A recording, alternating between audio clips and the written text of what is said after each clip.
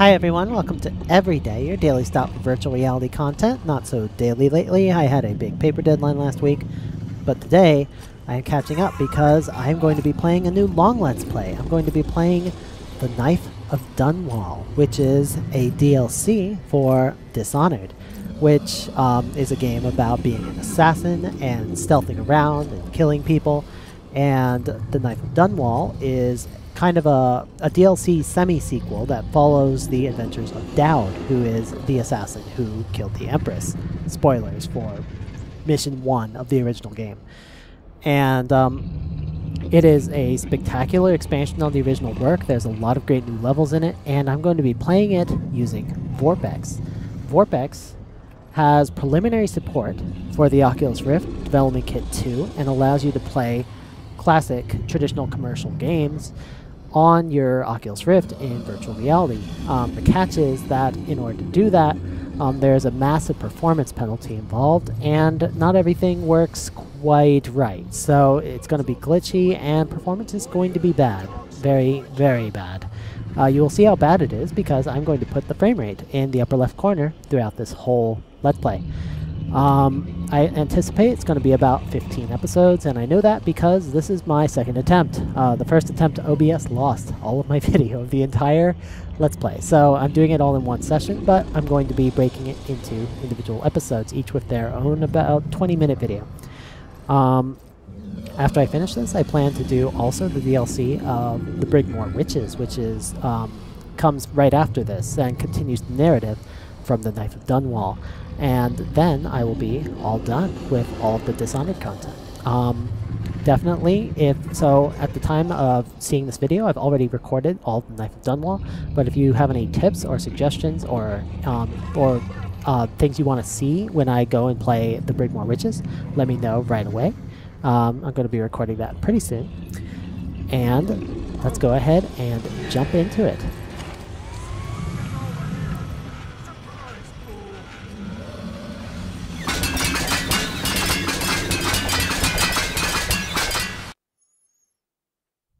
Alright, so here we are in the game. It's starting out by showing us the logo screens at the beginning.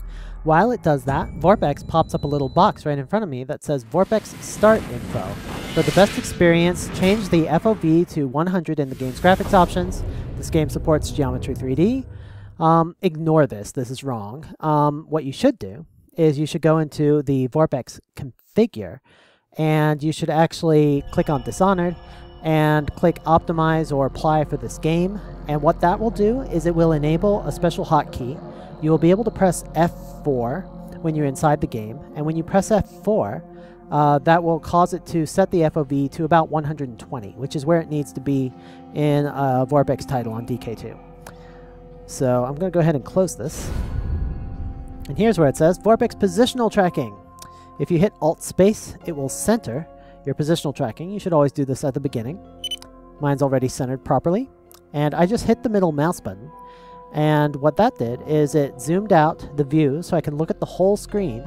It's just like I have my screen floating in front of me in a black space.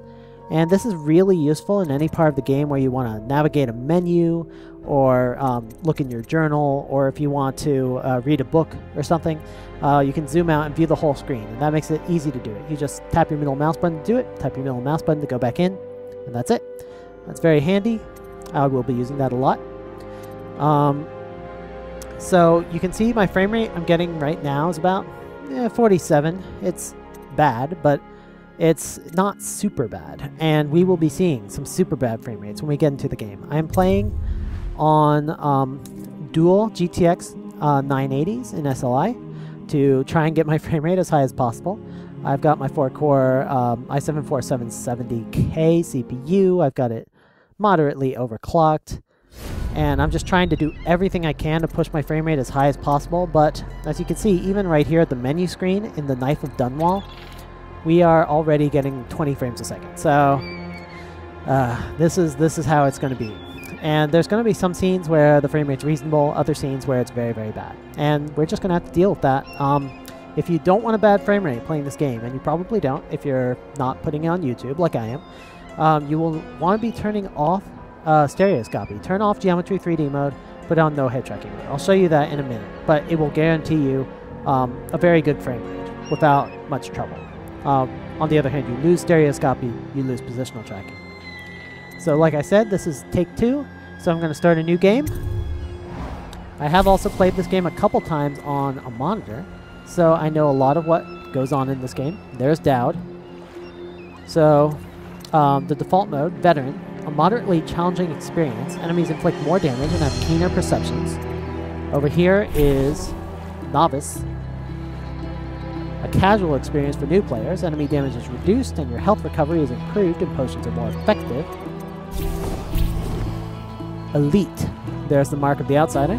A serious challenge for hardcore gamers. Enemies inflict extreme damage, have keen perceptions, and potions are less effective. And finally, Master Assassin, a brutal experience. We're going to be using Master Assassin because I played this game enough times by now that I need a little bit of a challenge.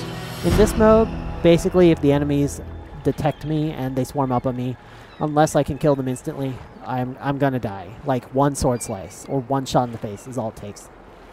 Alright, let's go. Creating a new game. We'll overwrite previous autosaves. Continue. Let's.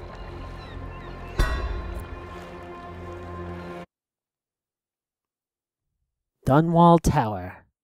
We are returning to Dunwall Tower. None like her. You can't forget what you've done. Killing the Empress and handing her daughter Emily to the Lord Regent haunts you. Gonna hit F4 right now. There we go. One more job shouldn't have mattered. I'd killed nobles before. You could float a whaling ship, and the highborn blood I've spilled.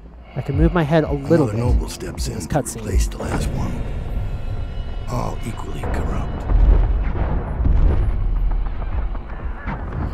Why should an empress be different? But she was.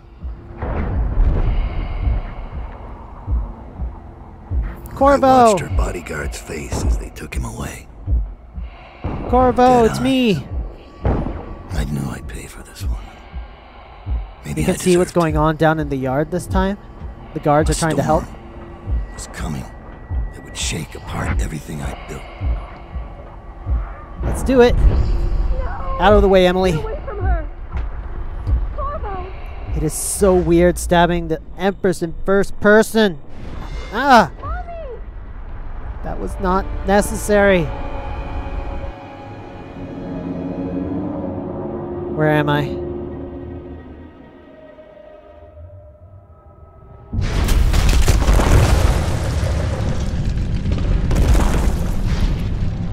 And with that, my cursor appears, and I finally have full control of my head.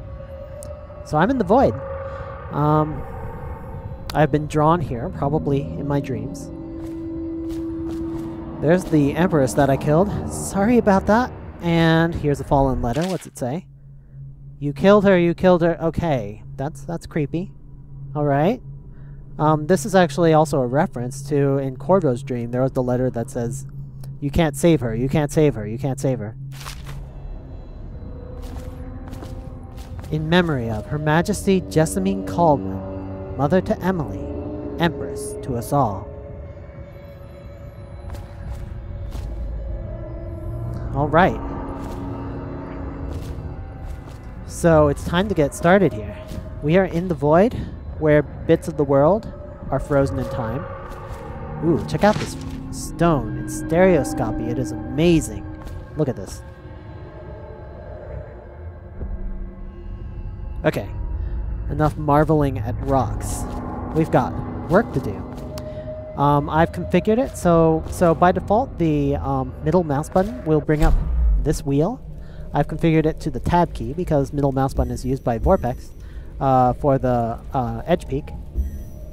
And I'm going to switch to blink. So Daud's blink is not quite like Corvo's blink. I am Daud. And if I jump out here, then I blink, time is frozen. Time is always frozen whenever you are blinking, unless you move. Then time unfreezes while you are moving, very briefly. Or if you hit jump, that will also unfreeze time, just like that. And when you let go, instant teleportation. Unlike Corvo's kind of draws you really quickly through space. Whereas Daud's does not really do that. It kind of just makes you move instantly from one spot to the other. And I kind of like them both. I think for the purposes of VR locomotion, it's actually beneficial to have a game where you don't do a lot of walking around. Most of your motion is either standing in one place, checking things out, or blinking, teleporting directly from one spot to another. Actually makes the experience a lot more comfortable, even though it wasn't designed for VR. It works out in its favor. And hello, carriage. Oh, look at this.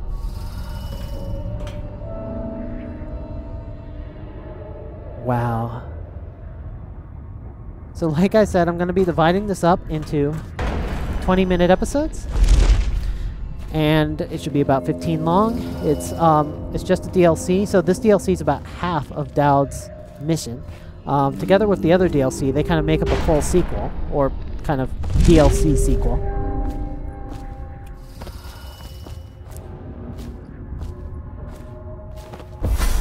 Daud, The Outsider.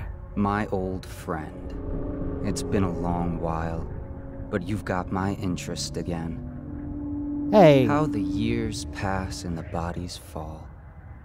Did you know that there are only 8 like you in the world, bearing my mark? I'm here because you're right. The Empress was different. This time, you can't just fade away into the shadows. There will be consequences. Your story is close to ending, and even you can't escape it. But what ending will you make for yourself? I'm here to give you one last gift, Daud. It's a mystery. One that starts with a name. Delilah. Delilah. And thus, we begin our first mission. Rothwild Slaughterhouse. There's Bundry Rothwild, a captain of industry. Bundry Rothwild is a ruthless businessman who owns a slaughterhouse and a fleet of whaling ships, including a ship called the Delilah. Infiltrate the Rothwild slaughterhouse and find out what's behind the name. That's our mission. Let's go. For 6 months, the city writhed and changed. For 6 months, Yeah, I tried to forget what I'd done to the Empress that and her poor little guy. girl. But there was no forgetting. I needed to find my next move. But all I had was that name. Delilah. Who was she? A threat? Or an ally? Word came from my second-in-command, Billy Lurk. In a house built on secrets, Lurk was especially good at uncovering them. There was a ship called the Delilah that hunted whales for Bundry Rothwild. A former deckhand who'd made good. Now he owned a slaughterhouse, and he ran his workers like a prison gang. A ship named Delilah. It could be a coincidence, It's probably a coincidence. but it's not. Oh, In Dunwall, things are always tangled up like a bag of snakes. alright. So we're about to start our first mission here. And before we start it, we're going to pick some purchase. So we actually start with a bunch of gold. We start with 2,000 coins. And so you can purchase a bunch of stuff right off the bat. You start with basically nothing. You have to buy everything you need. You can purchase ammo, you can purchase upgrades for your various equipment, and you can purchase favors. This is new to the DLC. You can have your whalers bribe people by giving them gold, and they will do things for you. So this one is particularly useful. The Stolen Rune. A bribed laborer will misplace a rune he found in a crate full of old scrimshaw bound for the Academy of Natural Philosophy. The rune will be hidden in the sewer that spills out into the river. So let's grab that one. So we're going to give gold to that person. Silent sabotage. A bribed worker will disconnect the security on the refinery valves. Using the valves will not sound the alarm. Interesting. but I think I can handle a little alarm. I'd rather save my coin. Safe code. A guard overheard the code to the safe in the shipping office and will etch it on the wall. This one's quite useful. I do want that safe code, so give it to me. Alright, what else can I buy? What else should I buy? Sleep dart capacity. Oh my gosh, I wish this was in the main game. You can carry more sleep darts, which is useful if you want to do a stealthy type run, like I enjoy doing. In fact, I'm going to upgrade it twice. I like it so much. So I've got my max sleep darts now. And why not get combat sleep darts? Put them to sleep right away. So that cost me a lot of coins. I don't have any more coins for upgrades. And I'm going to buy a little bit of ammo.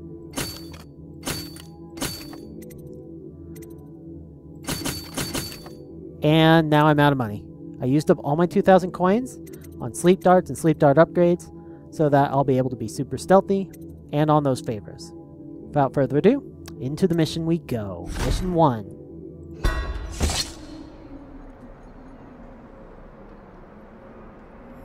Where did I come from? Oh, there's a door behind me.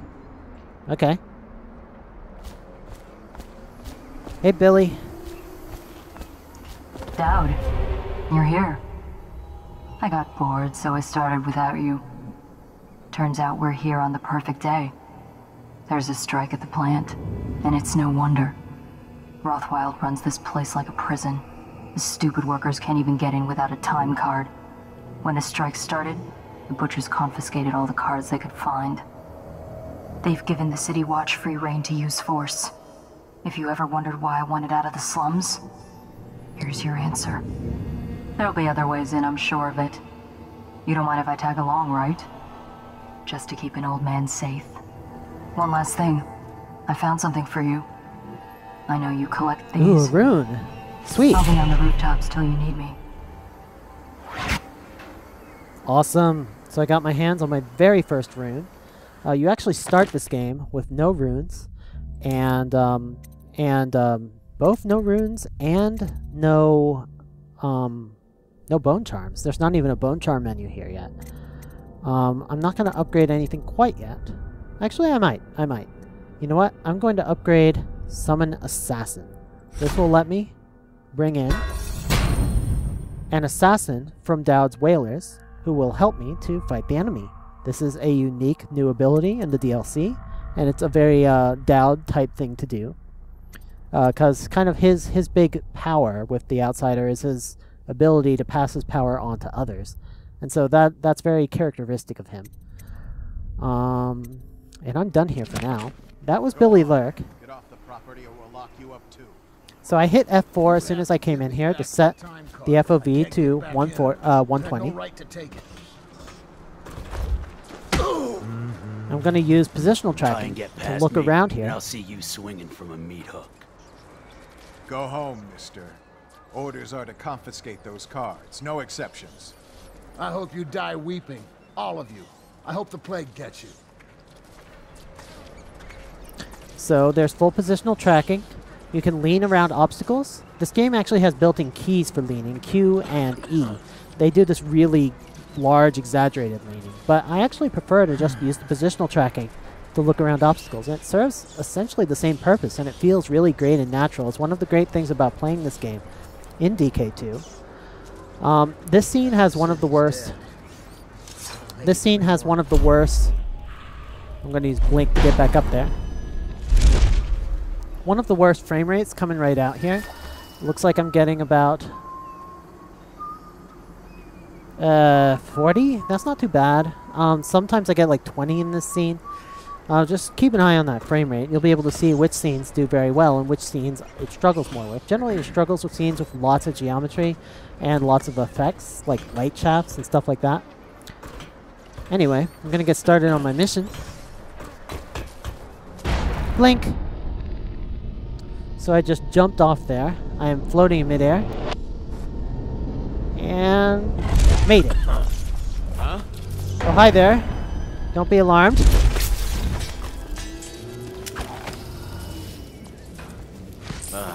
There we go.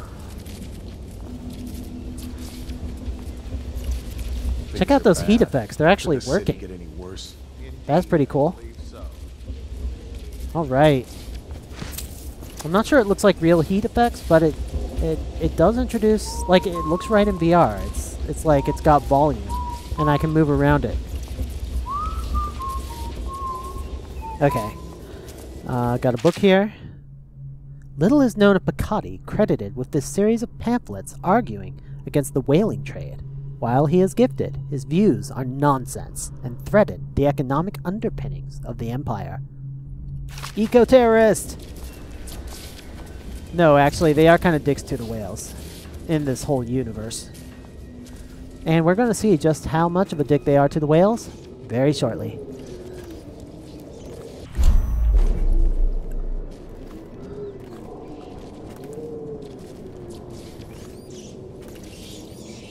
Let me use the leaning. Nobody out here. Oh, I hear him coming. Is he gonna walk through there? What's he doing? What's going on? Okay, gonna climb up here. Oh, barely missed that guy. Okay. Should be fine. Send us food, not bullets. The poor starving people of Dunwall.